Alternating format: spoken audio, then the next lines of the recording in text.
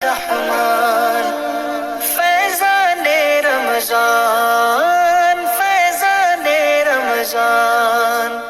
میرا نام محمد جمیل ہے، میں ایڈوکیٹ ہائی کورٹ کا ہوں. میرا نام محمد ارشاد سلیمان، ایڈوکیٹ ہائی کورٹ. میں ماسٹرز کر رہا ہوں. میں آئی ٹی کے شعبے سے میرا تعلق ہے. میری فیلڈ ہے ایجوکیشن ڈپارٹمنٹ. میری فیلڈ ایجوکیشن ہے، ٹیچنگ سے وابستہ ہے. کورٹ میں بھی اکٹھے ہوتے ہیں دونوں بھائی، اور یہاں پہ، اور اس وجہ سے کہ دونوں بھائی اکٹھے عبادت سیکھیں گے. میں ہر سال اپنے محلے کی مسجد میں بیٹھتا تھا، تو اس دفعہ فضان مدینہ میں پورے پاکستان سے وکلا کا پروگرام ہوا، تو اس وقت جب یہاں کا ماحول دیکھا تو پھر میں نے ارادہ کیا کہ اس دفعہ 10 دن کا اعتکاف کے لیے ہم یہاں پہ آئیں گے. سب ایک دوسرے پہ وہ سبقت لے جانے کی کوشش کرتے کہ ہمیں نیکی زیادہ سے زیادہ کریں، برداشت کریں، غصہ کم کریں. اعتکاف کر رہا ہوں، یہاں پر مجھے بہت کچھ سیکھنے کو مل رہا ہے اور میری ایک اچھی تربیت ہو رہی ہے. میرے والد صاحب کی خواہش تھی کہ میرا بیٹا فیضان مدینہ میں اعتکاف کرے، اور وہاں کے اعتکاف میں بیٹھا ہوا ہوں. میری عادت ایسی تھی کہ جو بھی میرے کو کچھ بولے میں لڑنے کے لیے دوڑتا تھا، لیکن جب سے یہاں پر آیا ہوں ابھی تک کچھ بولتے بھی میں خاموشی سے سن لیتا ہوں، کسی لڑا نہیں ابھی تک. یہ میری پہلی مرتبہ سعادت ملی ہے مجھے، میرے مرشد کا کرم ہے. ٹائم مینجمنٹ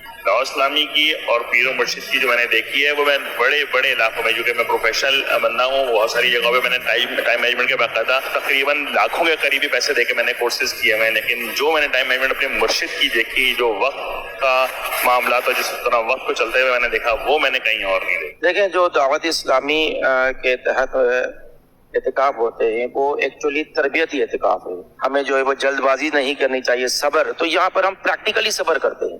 محمد معروف حنیف میرا نام ہے، میں کراچی سے ہوں، انگلش لینگویج ٹیچر ہوں. پورا اعتکاف نہیں ہے، بٹ میری پوری کوشش ہوتی ہے کہ میں حلقے جوائن کروں اور کچھ نہ کچھ ضرور سیکھوں، اور میری کوشش ہوتی ہے کہ میں مدنی مذاکرہ مسٹ اٹینڈ کروں. آج میں آیا تو یہاں کا انوائرمنٹ بہت ہی اپیلنگ تھا، تو مطلب مجھے ایسا فیل ہو رہا ہے کہ کاش مجھے بھی جوائن کر لینا چاہیے تھا یہ اعتکاف، بٹ انشاءاللہ کوشش ہوگی کہ نفلی اعتکاف ضرور کروں.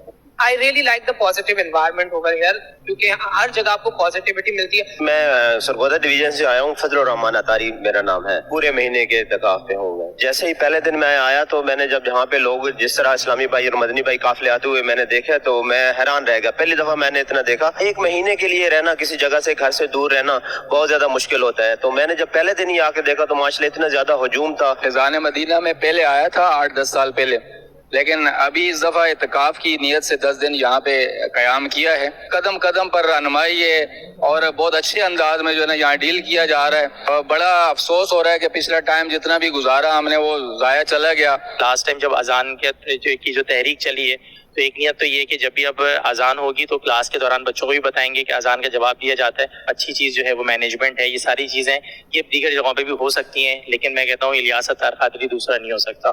آج بیان ہوا نگران شورا کا، داڑھی کی ترغیب دلائی انہوں نے، تو آپ کا بھی کوئی ذہن بنا؟ الحمدللہ کہ یہ سنت مبارک جو ہے یہ رکھنی ہے انشاءاللہ. اب تلک جو کٹوائی ہے اس سے میں توبہ کرتا ہوں، لیکن میں نے نیت کی ہے توبہ کی، جو پہلے جو کٹوائی اس کی توبہ کی ہے، نیت کی ہے کہ کٹواؤں گا نہیں. انگوٹھی تو پہنتے ہیں، شلہ وغیرہ پہنتے تھے تو وہ جیب میں رکھ لیا کرتے تھے گھر جاتے ہوئے. اب کب کیا ذہن؟ اب انشاءاللہ نہیں پہلے. نگران شورا کا بیان ایسا تھا کہ ڈائریکٹ دل پہ لگا، اور میں نے بہت دفعہ داڑھی منڈوائی ہے. اب انشاءاللہ میں نے توبہ بھی کی ہے، اور آئندہ کے بعد داڑھی نہیں منڈواؤں گا، آقا کی سنت ساتھ لے جاؤں گا. نیت کریے کہ زلفے بھی سجائیں گے، امامہ بھی سجائیں گے، اور اگر داڑھی آئے گی تو ایک مٹھی سے کم اس کو کٹوائیں گے، نہ منڈوائیں گے نہ کٹوائیں گے انشاءاللہ. پہلے بھی نیت تھی، اب پکی نیت ہو گئی، انشاءاللہ داڑھی رکھوں گا. میں نے آج نگران شورا کا جو بیان سنا ہے اس کی نسبت سے میں داڑھی رکھوں گا انشاءاللہ، ایک مٹھی پوری، اور اس کا ثواب میں امیر علیہ سنت کی بارگاہ میں پیش کرتا ہوں 26ویں کی نسبت سے. فرسٹ ٹائم اعتکاف ہے.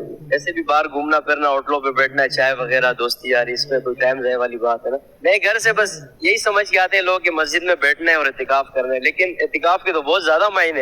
یہ تو ہمیں فیضان مدینہ میں آ کے پتہ چلا. 10 دن میں اعتکاف بھی اور اس طرح تربیت کرتی. ظاہر سی بات ہے جب بندہ دیکھتا ہے دور سے دیکھنے اور پاس آ کے دیکھنے میں زمین آسمان کا فرق ہوتا ہے نا. جب بیٹھ کے دیکھتے ہیں کہ یار ماشاءاللہ واقعی کوئی شخصیت ہے. شمشیر علی پشاور سے. یہ تو میرا پہلا بار ہے جو ایک ماہ کے لیے آیا ہوں. آپ کو کیسا لگ رہا ہے یہاں پر؟ یار جی بہت اچھا، بہت اچھا. پچھلے دنوں جب میں آیا اور حضرت صاحب کو دیکھا، بس مجھے یقین مانا کہ یہ اللہ کی رحمتوں کا ایک سایہ ہے جو نظر آتا ہے.